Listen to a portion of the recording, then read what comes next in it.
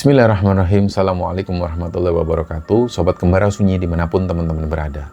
Pada kesempatan kali ini kami akan membagikan kisah yang dikirim oleh Sobat Kembara yang bernama Dika yang asalnya dari salah satu daerah di Jawa Tengah. Sebelum kita masuk ke ceritanya, untuk teman-teman yang nonton tayangan ini dan belum subscribe, jangan lupa untuk subscribe lebih dulu agar channel Kembara Sunyi ini lebih berkembang lagi dan kami lebih bersemangat lagi dalam membuat konten-konten terbaru di Kembara Sunyi. Dan untuk teman-teman yang telah mendukung kami sejauh ini, kami mengucapkan terima kasih banyak. Semoga amal kebaikan teman-teman dibalas kebaikan berlipat oleh Allah Subhanahu wa Ta'ala.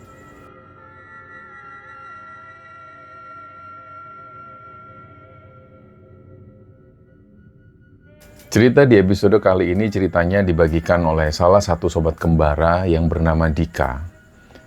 Dika saat ini umurnya 25 tahun dan dia sekarang tinggal di daerah Jawa Tengah di bagian selatan. Dan sekedar informasi bahwa Dika ini sudah sekitar 3 tahunan jadi penonton setia Kembara Sunyi. Nah, demi kenyamanan bersama, jadi dalam cerita ini baik dari nama narasumber maupun tokoh-tokoh dalam cerita ini sudah kami samarkan semua atas permintaan dari Mas Dika. Nah, kejadian ini itu benar-benar dialami Dika di pertengahan tahun 2024 kemarin. Waktu itu Dika dan teman-teman kantornya ini sempat membantu rekan kerja bosnya yang terkena serangan santet. Dan Dika ini memang sering mendengarkan Kembara Sunyi. Jadi ceritanya suatu malam, pas dia ini lagi jalan pulang dari kantor, dia mendengarkan episode soal Kang Jemblung. Jadi waktu itu dia mendengarkan episode Kang Jemblung. Nah, dari cerita Kang Jemblung itu, dia jadi ingat ada satu kejadian yang sampai hari itu tuh masih membekas dalam dirinya. Sebenarnya Dika sudah biasa mengalami hal-hal gaib. Dia juga pernah dicegat oleh sosok ini tanpa kepala dan di lehernya itu masih berdarah-darah. Dia pernah mengalami itu. Dan pernah juga dia ketemu ada orang, dia jalan mendekat ke arah Dika dan ternyata dia baru sadar kalau orang ini sudah meninggal. Pokoknya dia sering mengalami kejadian-kejadian mistis, tapi kejadian-kejadian ini kejadiannya itu cuma sekilas. Jadi nggak ada cerita yang berurutan. Nah, ada satu kejadian panjang yang kisah ini tuh benar-benar runtun dan gak bisa dia lupakan. Dan kejadian ini melibatkan teman sekantor Dika yang namanya Dito. Dan sebelum masuk ke kantor yang sekarang, Dito ini sudah lama aktif di Jamaah Thoriqoh. Dari situ dia kenal sama orang yang sekarang ini jadi bosnya. Kita panggil saja dengan panggilan Pak Bos. Nah, selain kerjaan kantor, Dito itu punya tugas khusus dari Pak Bos. Tugasnya itu ya rutin sowan ke kiai-kiai yang membimbing perusahaan mereka secara spiritual. Nah, singkatnya, kejadian ini terjadi di pertengahan tahun 2024. Waktu itu Dika ingat betul harinya hari Jumat pas mau maghrib. Ceritanya Dito itu baru mau pulang dari kantor, terus tiba-tiba dia dicegat sama Pak Bos. Pak Bos ini posisinya sudah di atas motor dan wajahnya sudah tegang banget waktu itu. Pak Bos ini teriak ke Dito, "Mas Dito, ayo, kayak ndang numpak motor, tak gonceng ke penting iki." Waktu itu Dito ini kaget, dia tanya, "Loh Pak, kita mau kemana Pak Bos?" Tapi Pak Bos ini cuma bilang, "Sudah tak, ayo cepetan naik, nanti kamu lihat sendiri." Nah, setelah perjalanan agak panjang, mereka sampai di rumah rekan bisnisnya Pak Bos. Kita sebut saja namanya Pak Hidayat. Begitu sampai, Pak Bos ini langsung masuk ke rumah Pak Hidayat. Dia nggak ngomong apa-apa ke Dito. Dito cuma nunggu waktu itu di depan teras. Nggak lama ada motor lagi yang datang.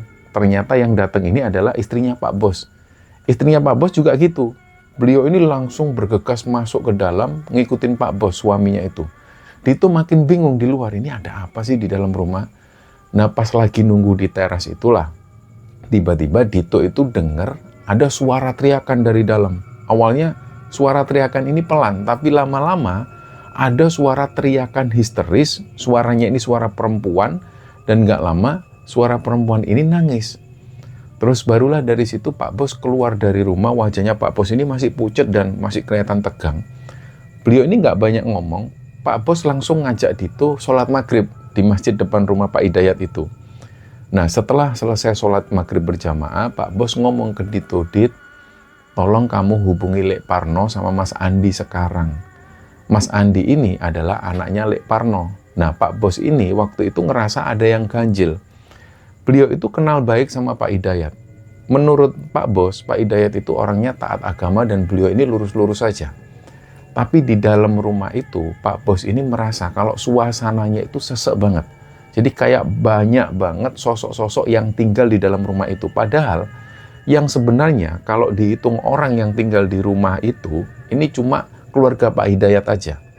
Sekedar info bahwa Lek Parno dan anaknya yang namanya Mas Andi itu kerja jadi supir di perusahaannya Pak Bos ini.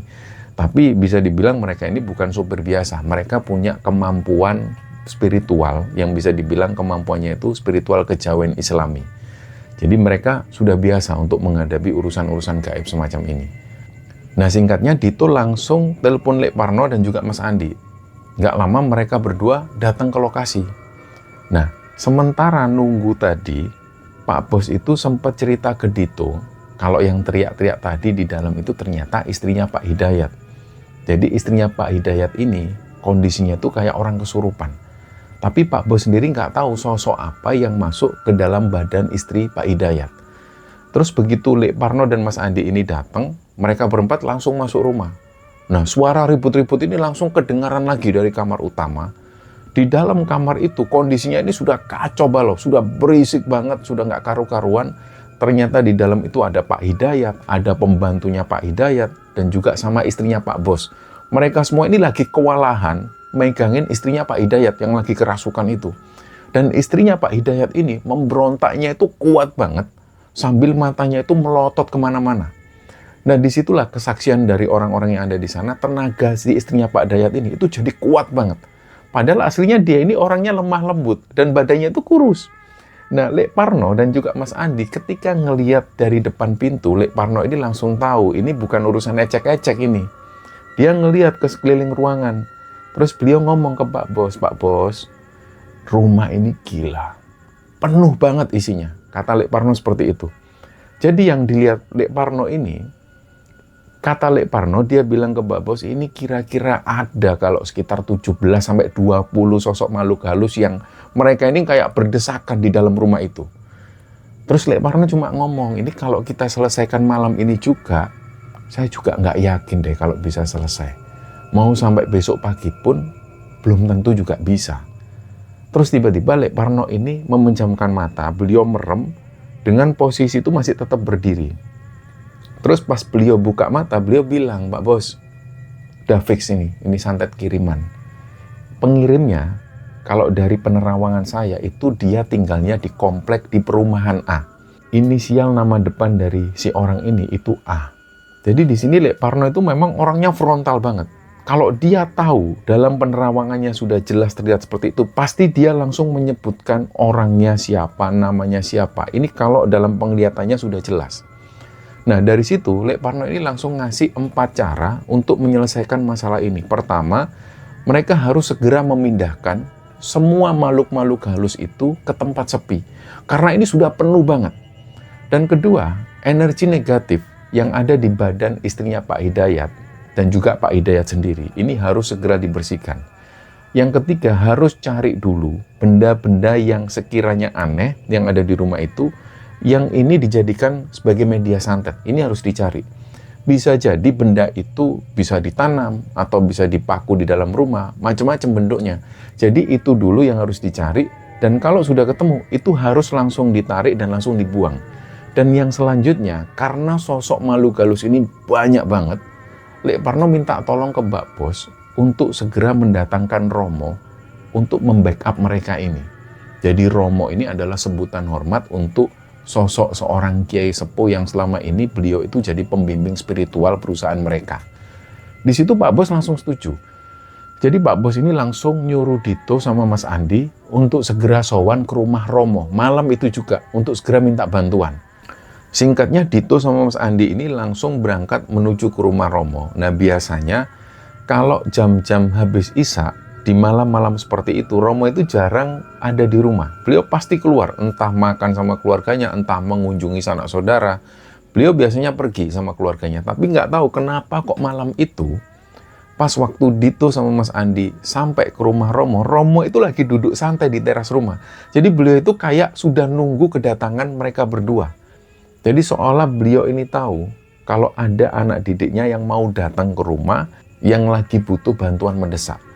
Jadi begitu Dito sama Mas Andi ini nyamperin, Romo langsung nanya, "Ono apa to, Ngger?" Nah, disinilah Dito sama Mas Andi langsung menceritakan semua kekacauan yang terjadi di rumah Pak Hidayat. Di situ Romo mendengarkan cerita mereka. Terus Romo ini kan waktu itu lagi zikir pakai tasbih. Beliau langsung melepas tasbihnya yang dari tadi dipegang itu, terus langsung dikalungkan ke lehernya Mas Andi. Setelah itu Romo berdiri ngambil tongkat kecil, terus dikasih ke mereka berdua. Nah, Romo cuma bilang di situ, "Wes iki gawanen." Dan gak ada penjelasan lainnya. Disitulah Dito sama Mas Andi ini sebenarnya masih banyak pertanyaan. Sebenarnya ini benda ini buat apa? Terus makainya itu gimana? Mereka nggak tahu. Tapi karena mereka ini hormat banget sama sosok Romo, dan mereka juga sungkan kalau harus mengganggu waktu beliau, jadi mereka nggak banyak tanya. Singkatnya mereka pamit ke Romo ini, terus mereka cepet-cepet balik lagi ke rumah Pak Hidayat. Nah, di rumah Pak Hidayat, Pak Bos sama Lek Parno ini masih terus berusaha untuk menenangkan istrinya Pak Hidayat.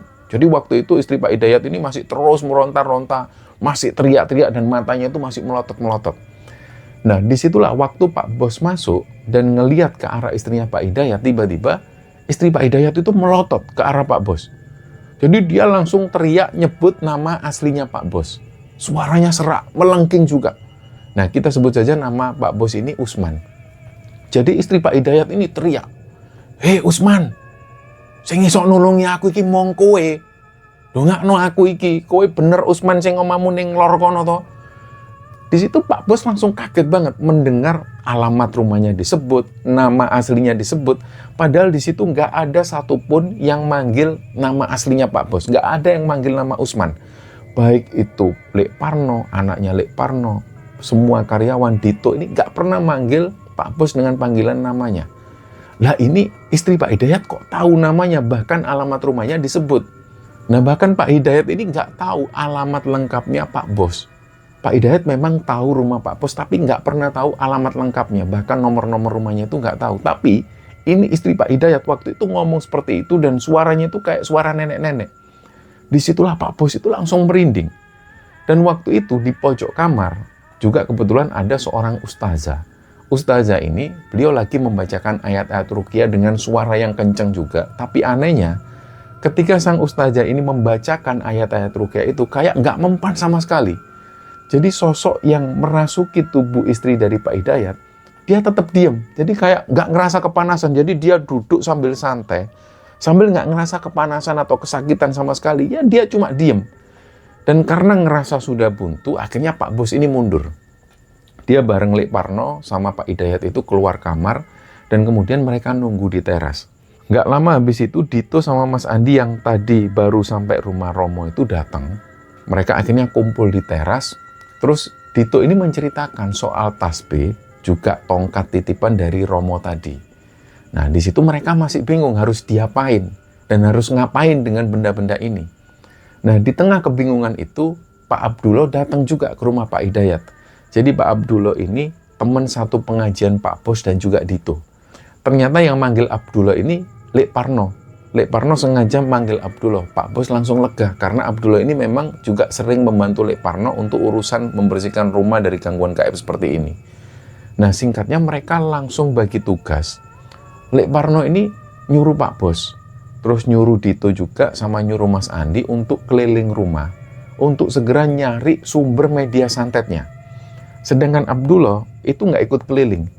Abdullah ini duduk di ruang tamu. Dia mengeluarkan buku kecil di situ, buku bacaan doa, terus dia mulai baca-baca doa dan juga baca wirid. Nah, seolah-olah dia itu lagi membuat pagar gaib untuk melindungi mereka semua yang ada di situ. Nah, pas mereka mulai keliling itulah, Pak Hidayat ini cuma nganterin sampai di lantai 1. Dia balik lagi ke kamar nemenin istrinya. Di situ masih ada ustazah dan juga sama pembantunya Pak Hidayat. Waktu itu istrinya Pak Hidayat ini sudah mulai tenang, teriakannya juga sudah mulai berhenti. Di situ dia cuma nangis terus-terusan. Nah, karena ngelihat kondisinya sudah agak mereda, sang ustazah ini merasa kalau tugasnya sudah selesai, jadi dia pamit pulang. Istrinya Pak Bos pun juga pamit pulang. Jadi beliau, istrinya Pak Bos ini pamit ke Pak Bos itu lewat chat WA. Nah, ada yang menarik dari Pak Hidayat ini. Jadi sebenarnya Pak Hidayat ini aslinya beliau itu nggak terlalu percaya sama hal-hal gaib. Pak Hidayat ini cuma mikirnya kalau istrinya waktu itu paling cuma jengkel dan marah. Marah biasa gara-gara masalah rumah tangga dengan Pak Hidayat. Bahkan dalam hati Pak Hidayat waktu itu dia sempat mikir kalau rombongan Lek Parno ini cuma pura-pura. Jadi pura-pura bantu supaya dapat imbalan. Ini yang ada dalam pikiran Pak Hidayat yang nantinya akan terbongkar. Pokoknya kira-kira begitulah yang ada dalam pikiran Pak Hidayat. Balik lagi ke Lek Parno, Pak Bos, Dito sama Mas Andi. Pas mereka keliling itu, mereka merasakan di setiap ruangan yang mereka masuki, itu mesti selalu ada sosok makhluk halus di situ. Selalu ada. Ketika mereka masuk ke kamar yang satu, selalu ada sosok makhluk halus di situ. Dan ini semua barang kiriman. Tapi ternyata pusat santetnya itu ada di 2 titik. Yang pertama di rooftop atas, dan juga satunya lagi di pohon besar yang ada di dalam rumah.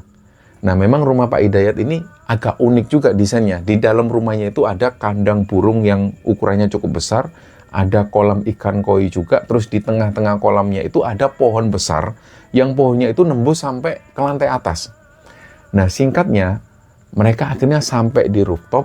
Di situ ada taman kecil, sama juga ada peralatan olahraga kayak treadmill, barbel, dan seperti itu. Nah, di taman itu Lek Parno ini ngelihat ada tanaman yang aneh. Tanaman ini tuh ditanam langsung ke tanah.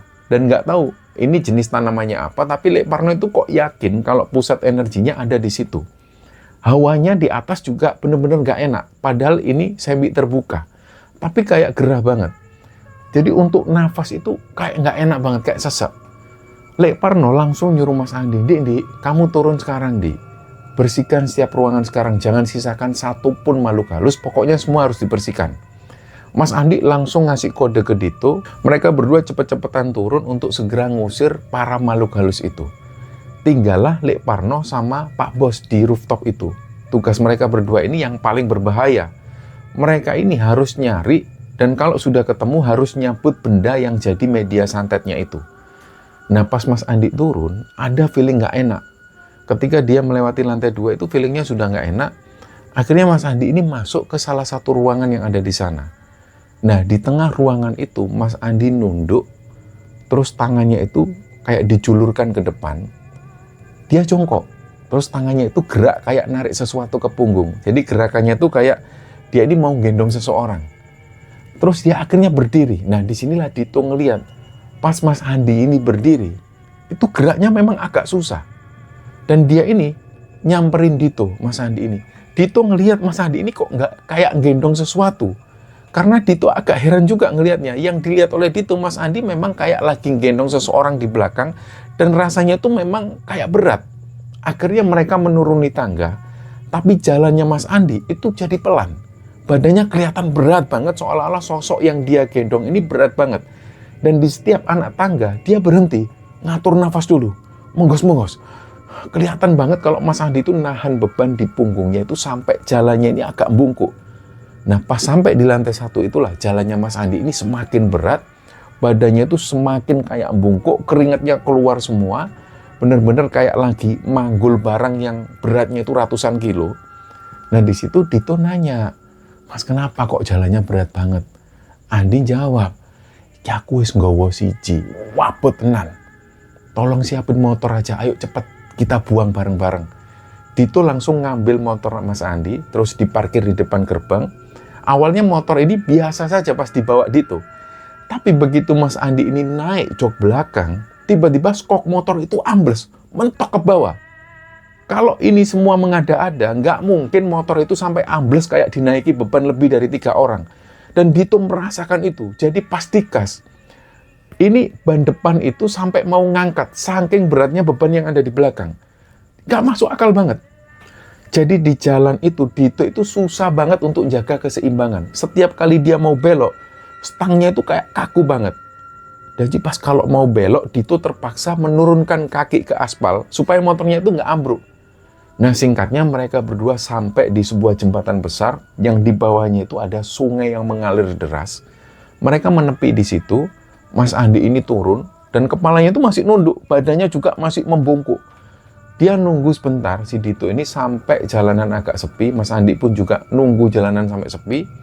Setelah motor, mobil sudah mulai jarang lewat, barulah Mas Andi ini narik nafas, terus dia berucap, Bismillahirrahmanirrahim. Nah, seketika itu juga pundaknya Andi ini langsung tegap lagi. Dia langsung kayak lega. Terus dia narik nafas panjang kayak orang yang habis naruh beban yang berat banget. Terus dia ngomong ke Dito, "Sudah yuk, balik Dit." Nah, di sisi lain, Lek Parno ini masih ada di rooftop. Dia lagi duduk bersila, nunggu di situ dengan tenang. Tiba-tiba istrinya Pak Hidayat ini jerit lagi waktu itu. Dan kencang banget ceritanya. Pak Bos langsung lari ke bawah.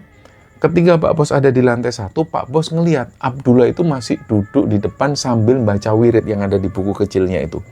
Tapi pas ngelihat ke dalam kamar, istrinya Pak Hidayat ini, itu posisinya berdiri di atas kasur, sambil dia ini megangin kepalanya sendiri. Jadi kayak ada tangan yang lagi meremas kepalanya. Dan gak lama setelah itu, badannya ambruk, berat. Orang-orang di kamar itu langsung cepet-cepetan membenarkan posisi tidurnya, supaya istri Pak Hidayat ini bisa istirahat. Gak lama, Andi sama Dito itu balik.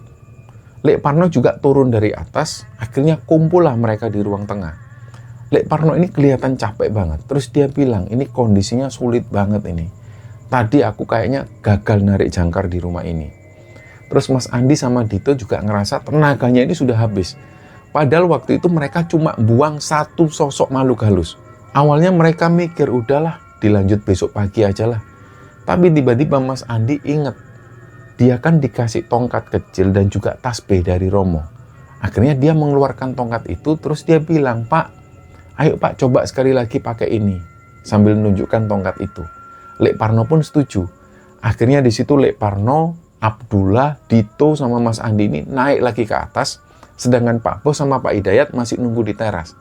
Nah, pas waktu naik tangga ngelewati kolam ikan itu, mereka ngelihat ada kejadian ganjil di pohon besar yang ada di tengah-tengah kolam itu. Tiba-tiba di situ itu ada kain kafan putih panjang yang melilit batang pohon. Jadi kainnya itu melilit persis kayak ular raksasa yang ngelilit mangsanya. Tentu mereka semua yang ada di sana kaget, heran loh, ini kain ini kok tiba-tiba ada di sini. Padahal tadi mereka ini bolak-balik ngelihat pohon besar itu, kain kafan ini nggak ada. Tapi pas untuk kali itu mereka mau naik ke atas, mereka ngelihat ada kain kafan yang melilit pohon besar itu. Mas Andi kaget, Pak lihat itu Pak. Mereka semua kaget juga dan langsung fokus ke kain kafan itu. Nah, tanpa banyak ngomong, Lek Parno sama Mas Andi langsung mencoba untuk melepas lilitannya. Ternyata ngelepasnya gampang banget. Kain kafan ini nggak diikat kenceng, jadi cuma melilit seperti itu dan gampang banget untuk dilepas. Nggak ada paku atau nggak ada tali yang mengikat kain itu ke pohon. Nah, mereka ini narik kain itu, terus muter kainnya sampai kainnya benar-benar lepas semua. Kalau di total kain ini panjangnya itu sekitar 5 meteran. Setelah dilepas, kain kafan itu langsung dibawa ke teras. Pak Bos sama Pak Hidayat kaget juga pas ngeliat kain kafan itu. Loh, itu dari mana? Dari pohon besar itu loh Pak, yang di atas kolam ikan koi. Loh, kok bisa ada di situ? Kapan? Ya tadi ini adanya. Perasaan tadi nggak ada. Mereka semua mengakui bahwa tadi mereka nggak melihat kain kafan itu. Akhirnya kain itu langsung dibentangkan di lantai. Dan anehnya, kain ini kondisinya bersih banget. Nggak ada bekas tanah sama sekali. Dan pas kainnya ini digebas-gebas, jadi digerak-gerakkan untuk ngecek isinya, tiba-tiba ada bungkusan yang jatuh di situ. Bungkusannya itu dibungkus dengan koran bekas, terus diikat menggunakan pelepah pisang. Nah, pas dibuka, di dalamnya ternyata ada bungkusan kain kafan lagi, tapi ukurannya lebih kecil. Nah, pas bungkusan terakhir ini dibuka, isinya itu benar-benar ngeri. Di situ ada paku besar, dan pakunya ini sudah karatan. Paku itu dililit menggunakan rambutnya manusia. Terus di situ juga banyak darah kental yang baunya pun juga masih anyir. Begitu bungkusan itu dibuka, bau busuk itu kayak bangkai campur darah, dan baunya langsung menyebar di seluruh teras. Lek Parno langsung ngomong, sampun. Ya ini salah satu jangkarnya insya Allah. Ini harus langsung dibakar aja. Pak Hidayat setuju.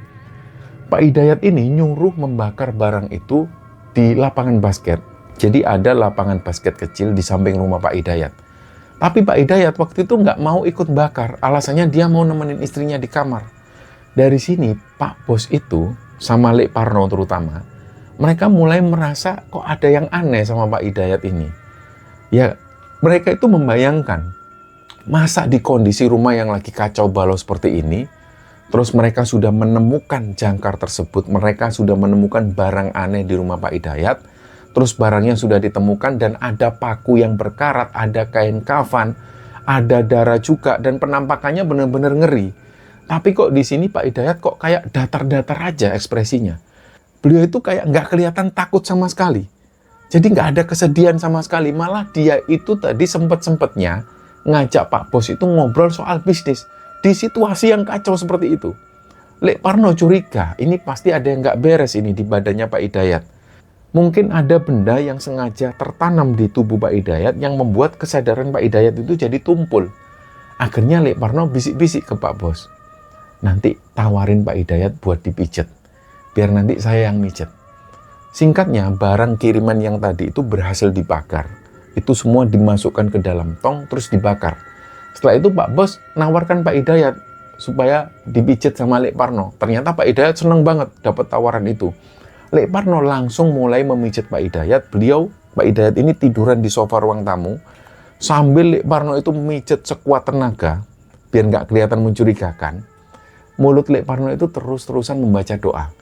Lek Parno itu menyisir untuk mencari titik yang nggak beres di badan Pak Hidayat.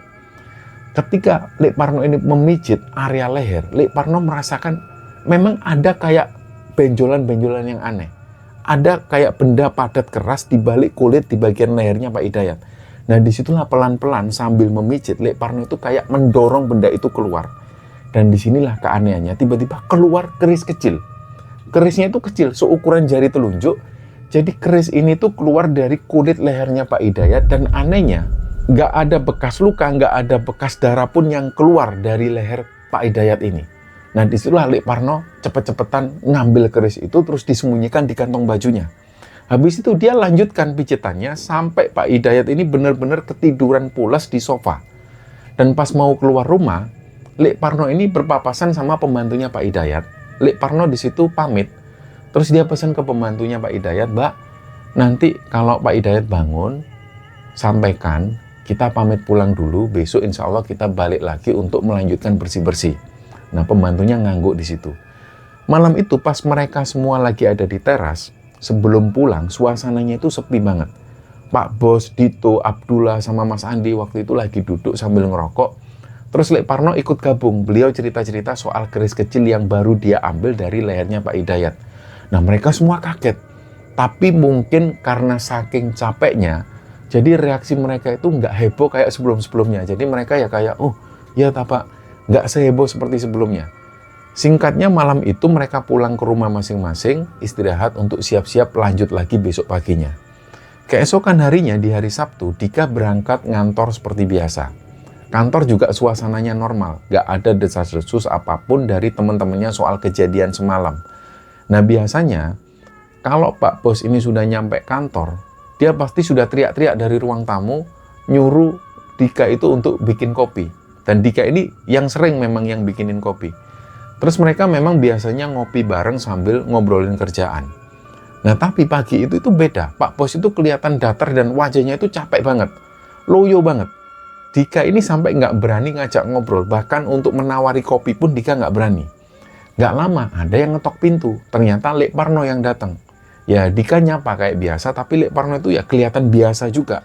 Lek Parno juga kelihatan loyo bagi itu.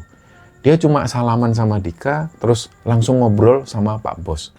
Nah, Dika diam di situ sambil mendengar mereka ngobrol.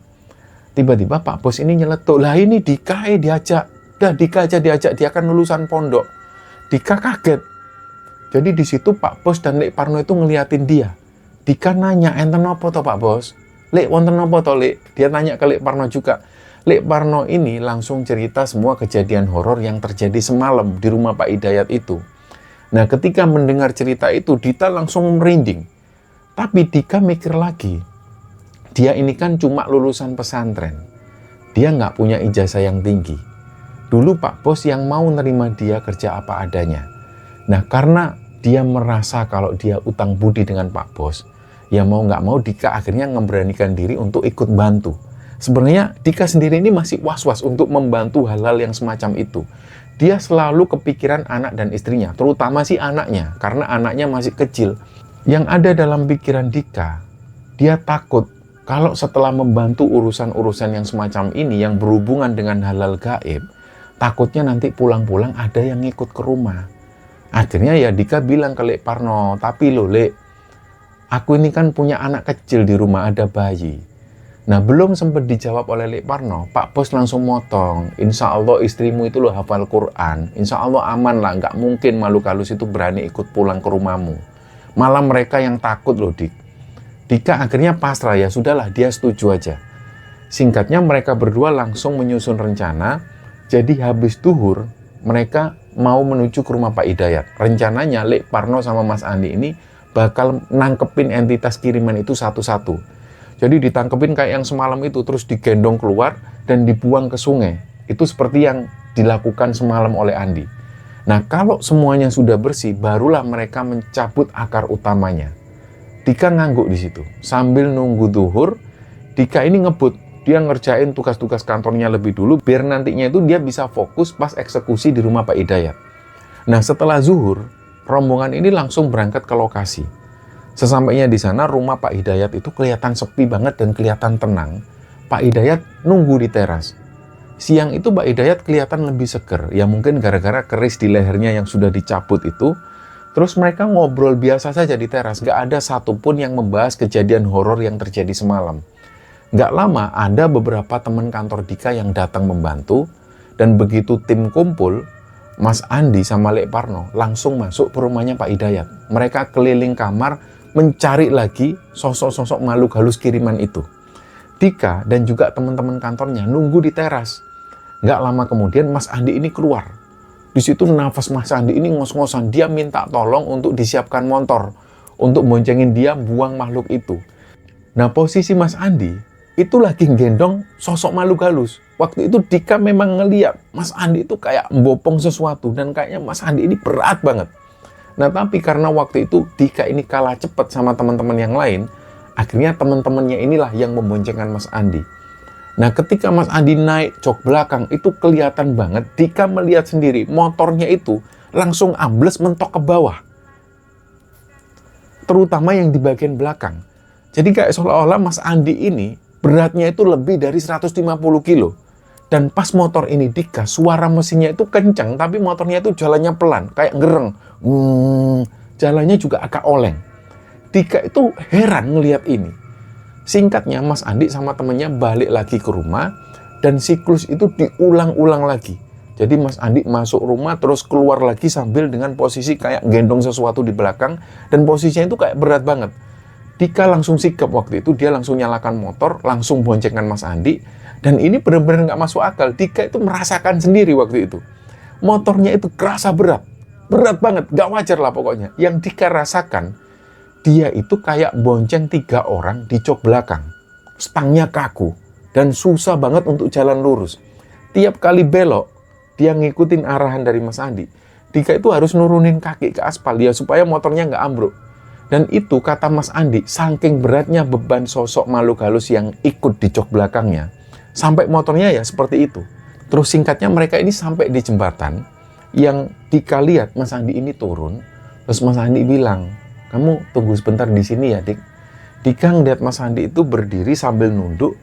Ketika jalanan ini sepi, nggak ada yang lewat maksudnya, Mas Andi kayak ngelepas sesuatu ke sungai itu. Nah, setelah itu dia balik lagi ke motor, dan mereka langsung balik ke rumah Pak Hidayat. Dan kejadian seperti itu diulang sampai kira-kira adalah 8 kali. Jadi Mas Andi ada sekitar 8 kali melakukan hal itu. Dika sama teman-teman kantornya itu sampai gantian boncengin Mas Andi buat membuang entitas gaib dari rumah Pak Hidayat, dibuang ke sungai. Dan gak kerasa waktu itu sampai asar. Dan waktu adzan asar itu, Pak Bos sama Pak Hidayat baru muncul dari samping rumah. Dan di situ Pak Bos ngajak semua timnya untuk sholat asar berjamaah.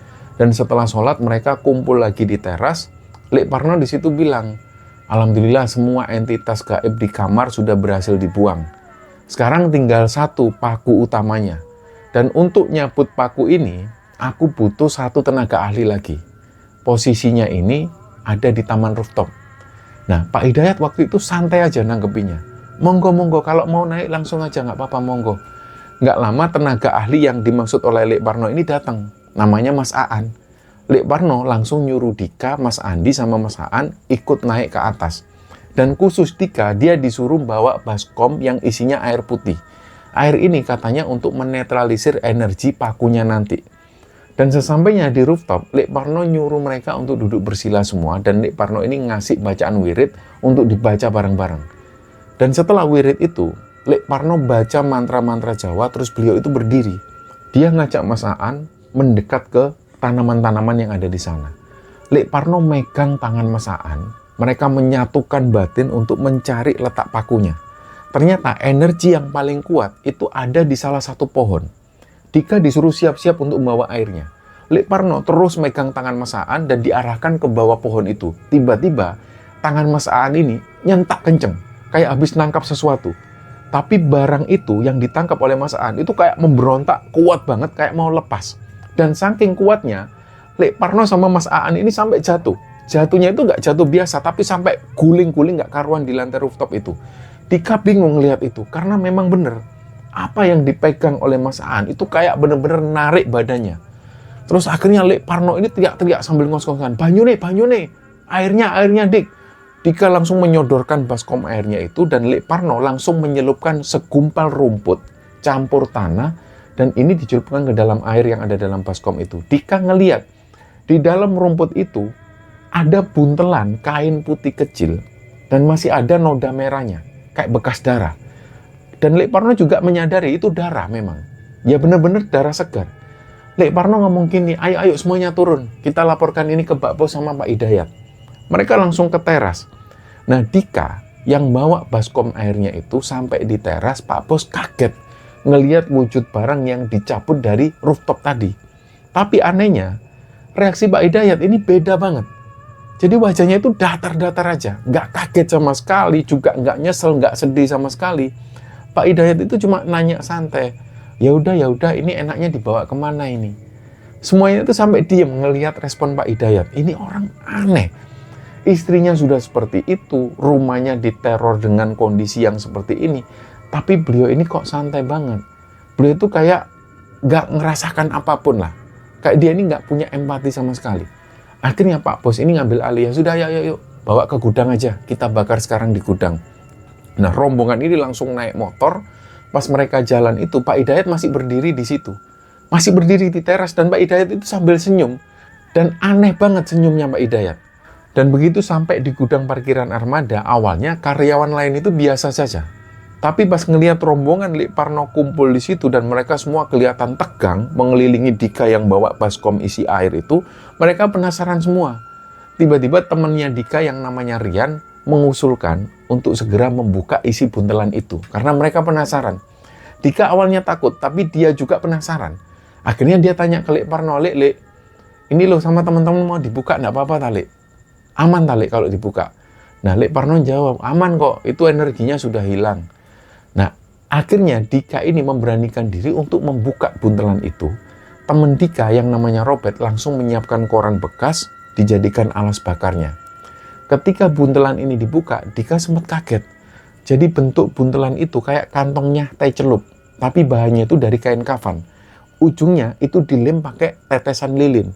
Dan di dalamnya itu ada paku yang dililit dengan rambut panjang, terus ditaburkan dengan serbuk merah yang baunya itu anyir banget, kayak bau darah. Robert yang paham hal mistis, dia langsung nyuruh ke Dika, Mas, cepet taruh koran biar tak bakar. Dika langsung menjatuhkan barang itu, terus langsung dibakar sampai hangus. Nah, Dika lega. Dia mikirnya ini urusan sudah selesai karena sudah dibakar. Ternyata belum. Pas Dika balik ke meja kerjanya lagi, dia mulai merasa ada yang aneh di situ. Jadi dia mau kerja lagi tuh kayak merasa banyak banget yang ngawasi dia. Dan di situ Dika merasa kayak ada perasaan bersalah. Jadi dia tuh kayak habis melakukan sesuatu yang merugikan orang lain. Nggak tahu apa, jadi kayak dadanya itu sesek banget. Dia merasa bersalah yang luar biasa besar. Dika ini nyoba mikir positif. Kenapa ya kok aku punya perasaan kayak gini? Apa mungkin cuma capek? Tapi pas malam mau pulang, kegelisahannya itu nggak hilang-hilang. Nah biasanya Dika itu seneng banget pas pulang kerja, terus dia ada di rumah santai-santai sambil nonton video-video di Kembaran Sunyi. Tapi malam itu pikirannya ini cuma kebayang buntelan kain kafan yang berdarah itu, yang sudah dibakar. Dan ada perasaan kayak merasa bersalah. Dan ketika sampai di gang rumahnya, tiba-tiba rasa takutnya itu semakin parah. Dia ngerasa kayak dilihatin terus. Sampai mau ke kamar mandi di rumahnya sendiri pun Dika merinding. Saking takutnya, Dika itu akhirnya sampai diam terus, akhirnya dia ketiduran. Nah pas tidur inilah Dika itu mimpi. Mimpinya itu kayak nyata banget. Jadi Dika ini mimpi, dia lagi duduk lesehan di teras rumahnya. Ini kejadiannya malam-malam. Dan rumah Dika itu memang ada di pelosok desa. Sebelah kanan rumah dan juga di sebelah depannya itu hutan jati semua. Halamannya juga luas banget, khas rumah-rumah desa. Nah dalam mimpinya itu, Dika ini lagi ngerokok di teras, dia lagi duduk santai, terus dia ngelihat ke arah jalan di sebelah kanan. Dia ngelihat kok kayak ada bayangan besar banget, bayangan hitam. Bayangan hitam ini jalan mendekat ke arah Dika. Awalnya memang nggak terlalu jelas karena kayak kehalang pohon-pohon jati. Tapi ketika sosok ini keluar dari rimbunan pohon itu terus lewat depan rumah Dika, badannya Dika ini langsung kaku, dia nggak bisa gerak sama sekali. Dan sosok makhluk itu tingginya ini hampir 4 meteran. Itu hampir setinggi pohon-pohon jati ini, warnanya juga hitam. Sosok ini kayak ketawa dan giginya itu gigi taring semua, tajam-tajam semua. Yang membuat ngeri adalah matanya merah, persis kayak lampu rem mobil, bener-bener merah menyala. Nah makhluk ini itu nunduk ngeliatin Dika terus. Dika sendiri di posisi itu badannya gemeteran. Beberapa detik setelah itu, sosok makhluk ini itu manggut-manggut ke arah Dika. Jadi dia ini kayak ngasih isyarat kalau dia ini kayak sudah tahu siapa orang yang ngerusak tempatnya. Setelah itu sosok ini jalan menjauh dan jalannya itu awalnya pelan, terus mulai kayak agak melayang. Nah Dika akhirnya kebangun dari tidurnya itu, nafasnya ngos-ngosan, keringetan semua. Ternyata dia dibangunkan istrinya untuk sholat subuh. Nah, Dika baru sadar bahwa teror yang dia alami tadi ini cuma mimpi. Nah, terus di minggu paginya, pas dia lagi sarapan bareng anak istrinya, Dika cerita soal rentetan kejadian kemarin, sampai juga dengan mimpi yang baru dia alami itu. Dia ceritakan semua ke istrinya. Istrinya Dika langsung tegang. Istrinya Dika ini kebetulan dia juga paham agama, jadi dia tahu kalau gangguan-gangguan seperti itu bukan hal yang sepele. Nah waktu itu supaya istrinya ini nggak takut, Dika coba mencairkan suasana. Dika bilang ke istrinya, gini loh dek, kayaknya itu bukan mimpi buruk kok. Katanya kan kalau mimpi ketemu sosok makhluk halus, itu kan tanda kalau orang tua kandung kita lagi bangga sama kita. Apalagi di mimpi tadi, aku kan lagi santai-santai ngerokok di depan rumah. Dan itu katanya pertanda kalau mau dapat rezeki. Dan ketika mendengar penjelasan dari Dika yang seperti ini, istrinya itu agak lega. Dan dia bilang, ya sudahlah amin kalau gitu. Nah hari Minggu itu, Dika ini ngajak anak istrinya jalan-jalan ke rumah orang tua kandung Dika di kota sebelah. Dika sudah nggak kepikiran lagi sama kejadian yang dia alami semalam. Tapi pas malam, pas waktu mereka pulang, rasa gelisahnya itu muncul lagi. Dika waktu itu pulangnya lewat jalan tol supaya cepat. Dan sepanjang jalan, sampai masuk ke jalan desa ke arah rumahnya itu, Dika ngerasa takut banget. Padahal biasanya dia santai saja, biasanya dia nyetir sendirian sekalipun, dia santai. Tapi nggak tahu kenapa malam itu, kayak nggak enak banget situasinya. Dan begitu sampai rumah, Dika langsung ngechat Dito. Tapi Dito nggak ngerespon. Dan saking capeknya, akhirnya Dika ketiduran. Barulah besok paginya di kantor, Dika ngeliat Dito sama Pak Bos itu lagi ngobrolin soal kejadian di rumah Pak Hidayat. Dika diem waktu itu, dia mainan HP dan dia males lah ikut campur. Kebetulan malam itu di perusahaannya ini ada acara pengajian. Pengajiannya ini digelar di gudang parkiran armada. Dika langsung pulang cepet sorenya, jemput anak istrinya, terus diajak ke acara pengajian itu. Singkatnya, pengajian ini baru selesai menjelang tengah malam. Dan ketika Dika dan keluarga ini masuk mobil, ketika selesai masuk mobil itu, anak istrinya ini langsung ketiduran. Nah, nggak tahu kenapa Dika merasakan kayak hawanya itu berat banget. Dan ini muncul lagi. Yang Dika rasakan, kayak dia ini mau memajukan mobil itu malas banget. Dia mau mengendarai mobil itu kayak malas banget dan kayak ada perasaan takut. Pada akhirnya mobil ini pun terpaksa dijalankan. Terus sambil dia jalan, dia ini sempat nelpon Dito, sempat nelpon Lek Parno sama Mas Andi. Jadi telepon grup. Tapi yang ngangkat cuma Dito. Dito bilang di situ, sudah sabar ya bro. Ini Lek Parno posisinya lagi di Jakarta ngadep gurunya. Lek Parno minta obat. Soalnya 3 orang dari tim kemarin itu kena serangan balik. Nah, Dika cuma diam mendengar itu. Artinya memang ada serangan balik. Dan bisa jadi Dika juga kena serangan itu. Waktu itu Dika mikir dia masih aman lah, karena nggak diserang secara fisik, cuma diserang lewat mimpi. Padahal rasa gelisah yang dia alami itu sebenarnya bentuk serangan yang halus. Singkatnya Dika nyetir. Dia menuju ke rumah.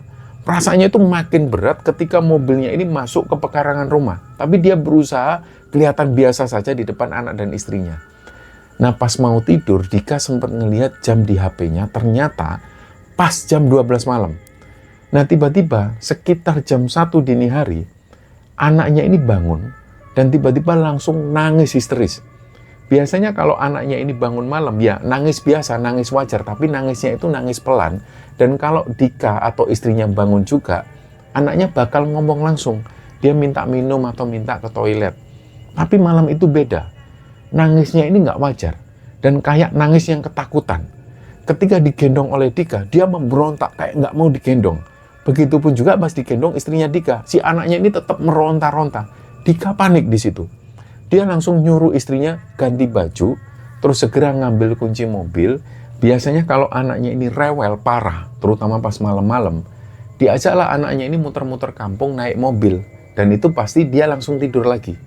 Dan sambil nunggu istrinya siap-siap ngambil kunci mobil juga dan istrinya siap-siap, Dika itu membawa anaknya yang masih meronta-ronta itu dibawa ke ruang tamu. Nah, di ruang tamu itu ada motor yang terparkir di situ. Jadi motornya Dika masuk ke ruang tamu, anaknya ini didudukkan di situ. Dan memang akhir-akhir itu anaknya memang senang didudukkan di atas jok motornya.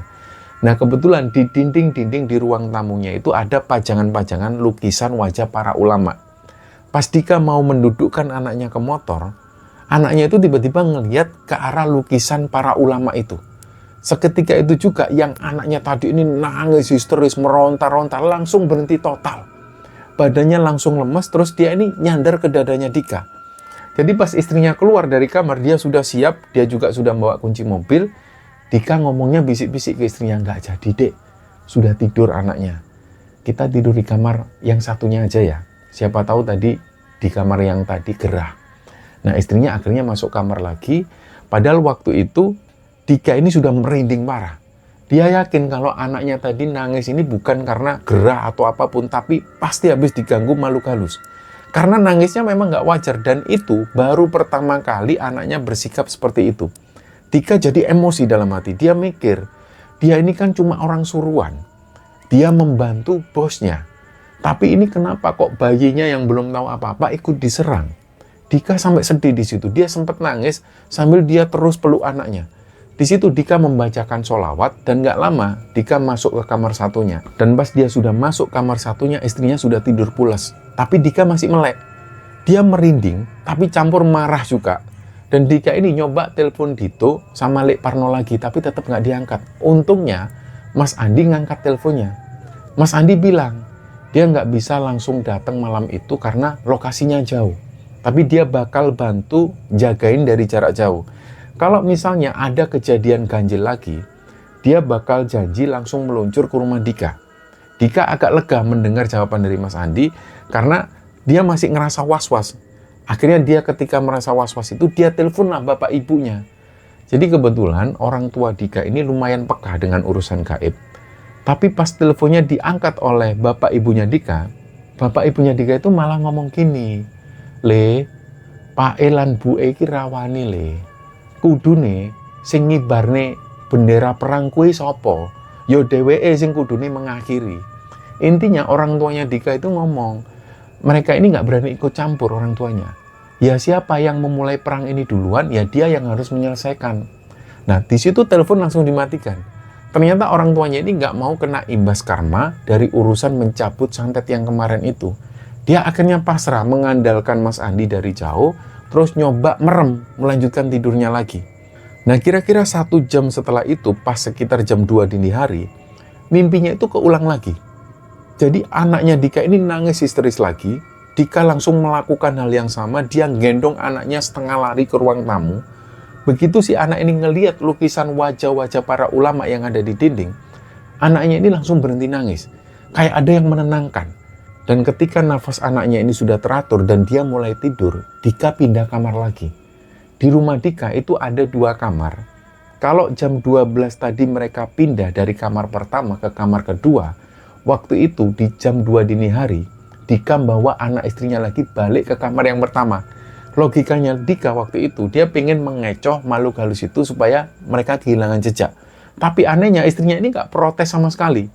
Dan dia nggak banyak nanya kenapa kok Dika mindahin kamar bolak-balik. Istrinya cuma diam, dia nurut. Nah mungkin istrinya ini percaya sama Dika, atau memang waktu itu dia saking capeknya.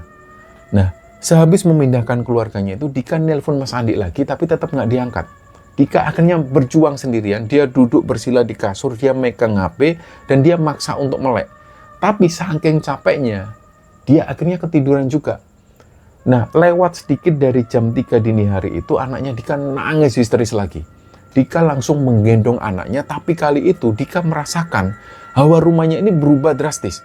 Hawanya itu pengap dan sumpek banget. Jadi kayak banyak banget ribuan sosok tak kasat mata yang masuk ke rumah Dika. Dika langsung jengkel dan marah waktu itu. Dia sudah nggak takut lagi, dan rasa takutnya itu berubah jadi jengkel. Kalau saja misalnya makhluk-makhluk ini wujudnya kelihatan secara fisik, Dika pasti sudah ngajak berantem mati-matian demi anaknya itu. Tapi kali itu, anaknya ini lebih parah. Dia memberontak ketakutan sambil matanya itu tetap terpejam. Pas dibawa ke ruang depan, mau diperlihatkan ke lukisan foto-foto ulama itu, anaknya merem. Jadi kayak dia nahan gak mau buka mata. Nah disitulah Dika memaksa anaknya untuk harus buka mata, dan bener, begitu matanya anaknya ini kebuka dan dia ngelihat lukisan itu, anaknya kaget. Dan tangisannya itu langsung berhenti. Badannya langsung lemas, langsung nyender ke dadanya Dika. Dika yang sudah habis tenaganya akhirnya membawa keluarganya pindah kamar lagi, terus ketiduran. Nah nggak lama, adzan subuh dan istrinya membangunkan mereka untuk sholat berjamaah. Sebenarnya Dika ini bukan orang yang awam juga, dia punya cara sendiri untuk magerin rumah. Tapi serangan malam itu kuat banget sampai menjebol pagar gaib di rumahnya. Terus besok paginya di kantor, Dika ini langsung nyari Dito, terus cerita semuanya. Dito kaget banget waktu itu. Dito sendiri ini nggak nyangka kok sampai separah itu. Terus langsung dia ini nelpon Lek Parno, yang waktu itu Lek Parno lagi di Jakarta.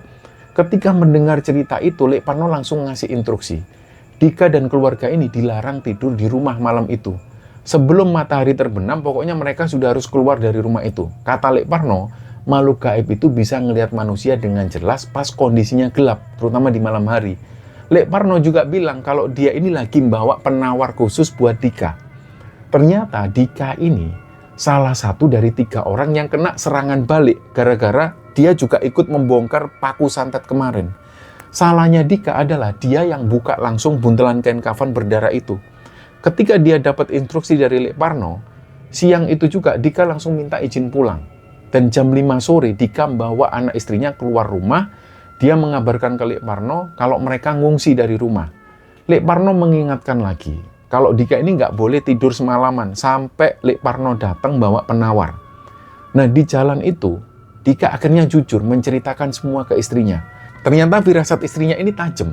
Istrinya itu bilang, sebenarnya semalam itu aku juga ngerasa aneh mas. Tangisan anaknya itu loh, kok memang nggak wajar ya anak kita itu loh. Terus hawa di rumah itu kok sumpek banget, kayak penuh banget orang. Kata istrinya seperti itu. Dan istrinya ini bilang dia nggak tahu harus ngapain. Nah, Dika sadar di situ keputusan mereka untuk ngungsi sementara dari rumah itu, ini adalah cara untuk menyelamatkan keluarganya dari ancaman-ancaman semacam ini. Singkatnya, Dika ini sampai di sebuah hotel. Hotel ini sudah dipesan. Di luar hotelnya itu memang agak kusam, agak-agak horor. Tapi dalamnya modern. Begitu masuk kamar, anaknya yang umur 2 tahun itu langsung lari kegirangan. Dia loncat-loncat di kasur dan dia ketawa lepas. Padahal biasanya pas kalau dia diajak nginep ke hotel ya dia biasa saja. Jadi waktu itu kayaknya si anaknya ini kayak melepas beban. Dia seneng banget. Dan di situ Dika lega. Tapi di balik kelegaan itu dia harus tetap ingat pesan dari Lek Parno. Malam itu dia dilarang tidur. Nah kira-kira jam 11 malam anaknya Dika ini sudah tidur dan nggak lama Lek Parno telepon. Kata Lek Parno, jam 2 nanti kamu keluar hotel. Kita jemput Mas Andi terus bareng-bareng ke rumahmu. Dika mendengar baik-baik, dan malam itu misinya jelas, mereka bakal membersihkan rumah Dika yang waktu itu sudah jadi target sasaran santet. Nah, jam 2 dini hari, Dika menuju ke parkiran hotel. Firasatnya ini memang benar. Hotel itu kerasa aneh banget, terutama pas malam hari. Sepi banget, bahkan malam itu satpamnya ini nggak ada. Sampai-sampai Dika itu harus turun mobil dulu untuk buka gerbang hotel itu sendirian. Pas gerbang kebuka, tiba-tiba Dika mencium bau anyir darah yang tajam banget. Terus di situ juga dia kedengeran ada suara cewek yang ketawa. Dan nggak lama, ketawanya semakin melengking. Suaranya itu dari arah parkiran. Dika nggak mau kalah sama ketakutannya, dia langsung membaca-bacakan wirid. Terus nggak lama, suara tawa sama bau anyirnya ini hilang. Dika langsung cepet-cepetan nyetir mobilnya ke titik kumpul. Sampai di sana dia ketemu Lek Parno. Lek Parno sama Mas Andi ini sudah nunggu. Mereka bertiga langsung jalan ke rumah Dika. Sampai di rumah, Dika merasakan lagi hawa takut dan juga hawa gelisah yang sama. Tapi dia tetap nyuruh Lek Parno sama Mas Andi duduk di teras dulu. Dia buatkan minum sama dia bawakan camilan. Dan setelah basa-basi sebentar itu, mereka berdua nunduk. Kayak lagi komunikasi batin sama makhluk yang ada di dalam rumah Dika. Tiba-tiba Mas Andi berdiri. Terus dia masuk ke dalam rumah. Nggak sampai beberapa menit, Mas Andi keluar dari rumah Dika dengan nafas yang ngos-ngosan, lengannya itu kelihatan tegang. Jadi, lagi-lagi Mas Andi itu kayak lagi gendong sesuatu di belakang. Dan itu berat banget. Lek Parno langsung nyuruh Dika untuk menutup rumah dan balik ke hotel lagi. Singkatnya, Mas Andi ini berhasil membuang entitas gaib itu ke sungai yang alirannya deras. Dan Lek Parno ini ngomong ke Dika, Sudah dibuang, alhamdulillah Mas Dika, insya Allah rumahmu sudah bersih. Nah, Dika ini lega banget. Dia ngajak Lek Parno sama Mas Andi makan dulu, tapi waktu itu mereka nolak, karena katanya mereka capek banget. Akhirnya mereka pun pisah. Nah, besok paginya Dika membawa anak istrinya balik lagi ke rumahnya. Dan bener, rumahnya itu langsung kerasa normal lagi, nggak ada hawa pengap lagi dan nggak berat lagi. Anaknya juga langsung ceria, dia lari-larian seperti biasa, dia mainan. Seolah-olah teror yang kemarin-kemarin dia alami itu nggak terjadi. Nah, pas Dika masuk kantor, dia ketemu Dito. Terus mereka ngobrol lah kejadian-kejadian kemarin. Ternyata ada rahasia di balik pengajian yang diadakan oleh perusahaannya di malam itu. Ketika itu, Dika dan istrinya ini datang dan juga anaknya. Nah, Dito cerita di situ, kalau waktu pengajian ini berlangsung, dia dipanggil sama Bopo. Bopo ini adalah ulama sepuh yang punya pandangan batin tingkat tinggi. Bopo bilang di situ, pas pengajian itu sempat ada pertarungan batin antara Bopo dan juga entitas santetnya Pak Hidayat. Makhluk ini ceritanya akhirnya kalah, tapi dia marah dan nyerang balik semua orang yang ikut campur mencabut paku santetnya. Dan di situ Bopo sebenarnya sudah wanti-wanti bahwa Rian sama Robert ini aman, tapi Bopo khawatir banget sama Dika. Karena Dika dan istrinya ini kan kuat secara iman. Jadi makhluk itu mencari celah lewat anaknya Dika. Dito bilang, Dito waktu itu memang nggak mau ngasih tahu Dika dari awal karena Dito takut nanti Dika ini malah paranoid. Dito juga cerita pengalamannya sendiri. Malam itu habis operasi nyabut jangkar itu, Dito sama teman-temannya ini naik ke rooftop rumahnya Pak Hidayat untuk melakukan wirid pembersihan. Nah, pas lagi kusuk-kusuknya itu, tiba-tiba ada sosok perempuan. Nah, sosok perempuan ini terlihat oleh semua orang. Perempuan ini kayak pakai baju putih, dia kayak terbang ke atas, dan pas sosok perempuan ini muter, Dito kaget. Jadi yang sempat dilihat oleh Dito, sosok perempuan ini punggung sampai perutnya itu bolong, dan kelihatan daging busuk yang penuh belatung. Baunya juga anyir banget, terus sosok itu ketawa sebelum hilang. Awalnya Dito mikir kalau itu merupakan kiriman santet juga, tapi Bopo sempat bilang bahwa sosok perempuan itu demit penunggu kampung tersebut. Dia cuma heran. Waktu itu si sosok perempuan ini heran ngelihat ini kenapa kok ada orang asing yang ngumpul di atap malam-malam. Jadi dia iseng mampir ke situ dan ngelihat. Nah, siangnya pas Dika ini lagi santai ngerokok di smoking room di tempat kerjanya, Lek Parno masuk. Akhirnya Lek Parno cerita soal Pak Hidayat. Ternyata santet itu adalah karma gara-gara kelakuan Pak Hidayat sendiri. Dulu ceritanya Pak Hidayat itu pernah merintis bisnis bareng temennya dari nol. Tapi ketika bisnisnya ini sudah sukses besar, Pak Hidayat itu serakah. Dia menyingkirkan temannya itu dan dia menjalani perusahaannya itu sendirian. Jadi si temannya ini gak dibagi sepeser pun uang. Temannya ini dikhianati. Dan temannya yang dikhianati ini marah di situ. Dia dendam. Bahkan dia sempat mengancam bakal membantu semua keluarganya Pak Hidayat kalau dia nggak dimasukkan lagi ke perusahaan itu. Nah, Dika mendengar ini, dia langsung jengkel sama Pak Hidayat. Dia ngerasa, ini loh, aku ini loh berkorban. Semua orang yang ada di sini ini berkorban. Dan pengorbananku itu sia-sia.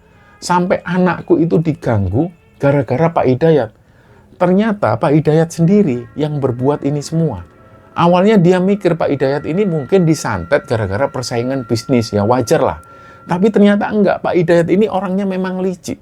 Dan Dika nyesel waktu itu karena secara sadar dia sudah naruh nyawa anak dan istrinya hanya untuk nolongin orang yang serakah, orang yang tukang hianat. Nah, Dika sampai bersumpah, dia nggak bakal mau lagi nolongin Pak Hidayat. Dan sisa-sisa karma itu kayaknya masih ada sampai sekarang. Jadi sampai hari ini, di tahun 2026 ini, istrinya Pak Hidayat itu kabarnya masih sering mengalami kejadian-kejadian yang ganjil. Istri Pak Hidayat itu masih sering mengigau yang aneh-aneh. Tapi yang membuat Dika ini semakin muak adalah setiap kali Pak Hidayat ditanya soal kondisi istrinya, dia itu jawabnya selalu enteng dan sikapnya itu kayak selalu biasa, kayak nggak peduli sama sekali sama istrinya. Dia selalu jawab, gimana Pak kabar istrinya? Ya biasa Mas, ya kayak gitu itu Mas, tapi sudah mulai membaik. Padahal kondisinya ini parah istrinya. Nah itulah tadi teman-teman, kisah yang sudah dibagikan oleh Dika di Kembara Sunyi, dan semoga kisah ini bisa kita ambil hikmah dan bisa kita ambil pelajaran di dalamnya. Mohon maaf jika ada salah-salah kata. Wassalamualaikum warahmatullahi wabarakatuh.